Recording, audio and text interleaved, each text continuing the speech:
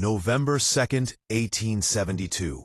Federal marshals stormed the offices of Woodhull and Claflin's Weekly in New York City. They seized 3,000 newspapers, arrested Victoria Woodhull, her sister Tennessee, and her husband James Blood. The charge? Mailing obscene literature. The timing? 3 days before the presidential election. The real reason? She'd just exposed America's most beloved preacher as an adulterer while running for president as a woman. Henry Ward Beecher filled Brooklyn's Plymouth Church with thousands. His sister wrote Uncle Tom's Cabin. His sermons shaped American morality. He thundered from pulpits about virtue, fidelity, Christian duty. And he was sleeping with Elizabeth Tilton, wife of his close friend Theodore. Everyone in their social circle knew. They kept quiet. Protecting reputations mattered more than truth. Then Victoria Woodhull found out. Beecher had been condemning her publicly for months.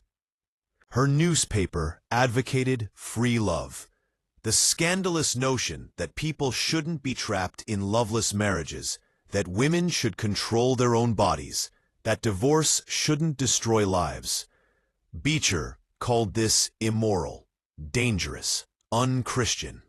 So Woodhull printed the truth. Beecher practiced exactly what he preached against. He just did it privately, while condemning women publicly. The article was detailed, explicit. It named names. Hours after publication, marshals arrived. Woodhull had announced her presidential candidacy a year earlier. The Equal Rights Party nominated her in May 1872 against incumbent Ulysses S. Grant.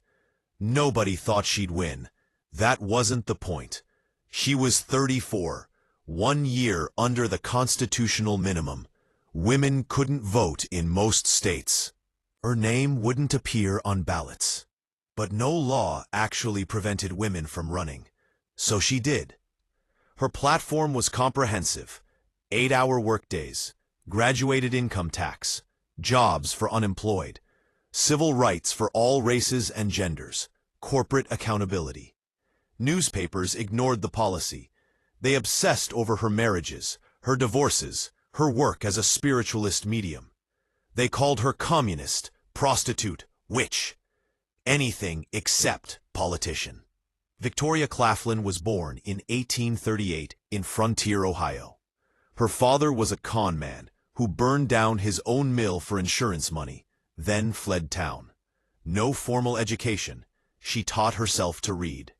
At 15, she married a doctor twice her age who turned out to be an alcoholic, spending his nights in brothels. She supported them. Seamstress, actress, fortune teller.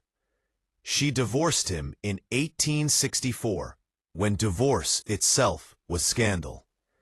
Years later, she and her sister became Wall Street's first female stockbrokers, with backing from Cornelius Vanderbilt. They made fortunes. Launched a newspaper that published the first English translation of Marx's Communist Manifesto.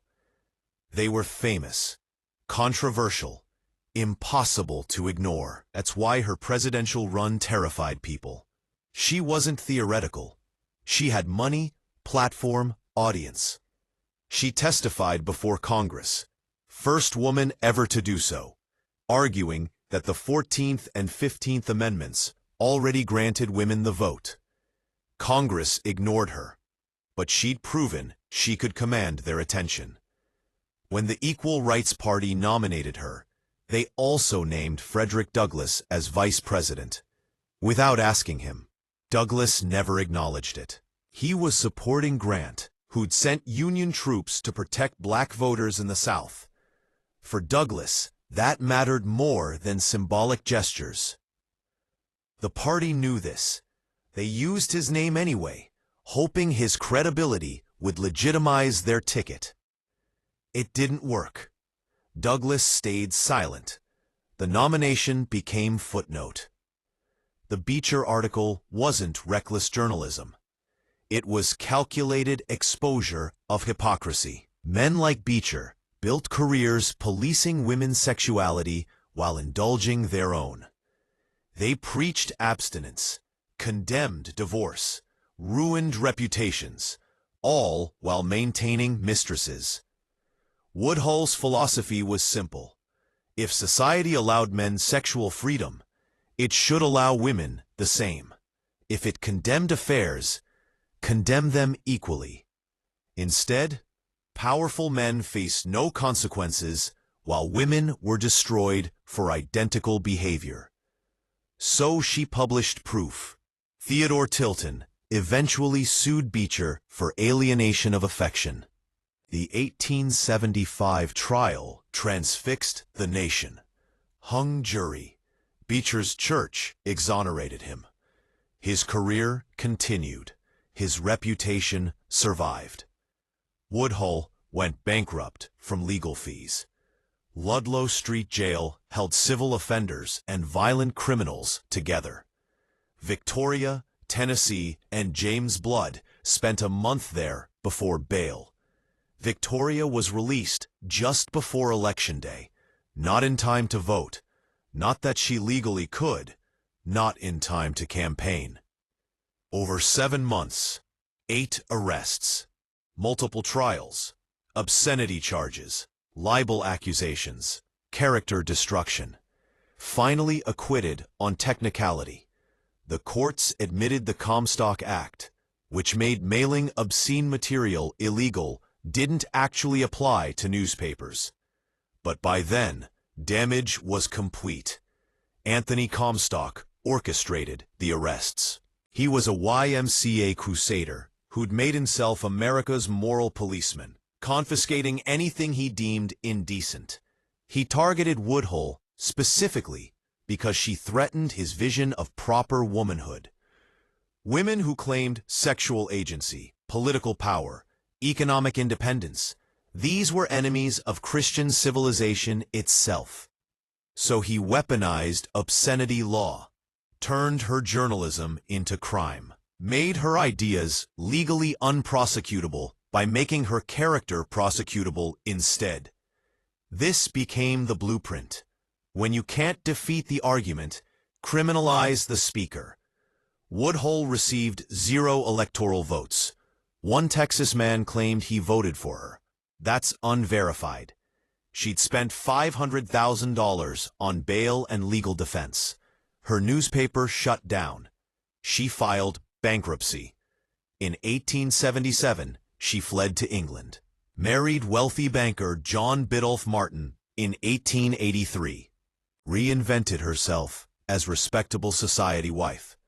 Built schools, funded education reform, campaigned quietly for women's rights within acceptable boundaries.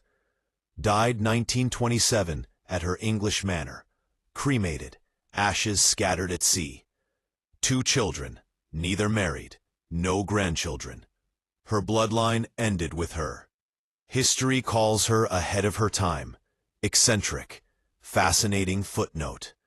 That's comfortable.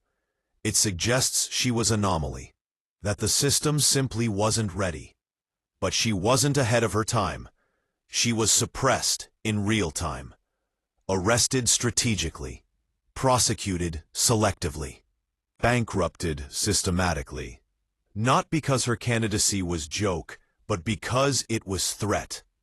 The lesson isn't that women shouldn't run before they can vote. It's that power protects itself through prosecution when persuasion fails.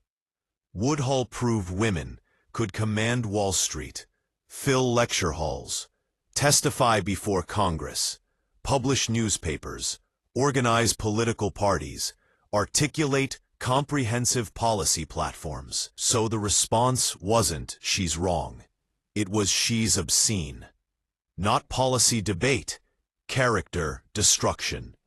Not electoral defeat, legal annihilation. Not honest competition, systematic suppression. On Election Day 1872, Ulysses S. Grant won his 2nd term. Victoria Woodhull sat in jail. awaiting trial for telling the truth about powerful men. 50 years later, women finally won the vote.